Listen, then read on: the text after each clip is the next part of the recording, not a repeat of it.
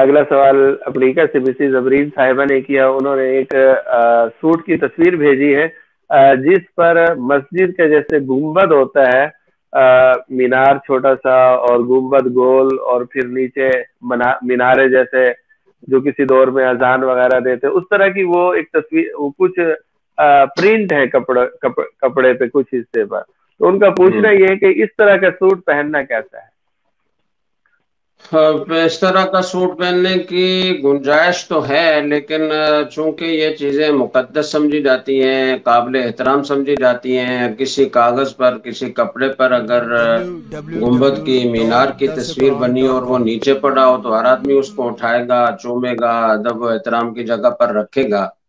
تو جانماز میں یا لباس میں اس طرح کی تصویر ہو تو گنجائش تو ہے، لیکن یہ ضروری ہے کہ اس کے ادب و احترام کا خیال رکھا جائے، پاؤں سے اس کو نہ روندا جائے، اس پر بیٹھا نہ جائے.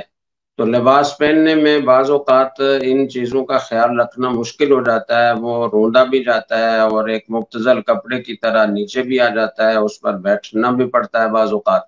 تو اس لیے احتیاط اسی میں ہے کہ ایسے کپڑے سے اجتناب کیا جائے.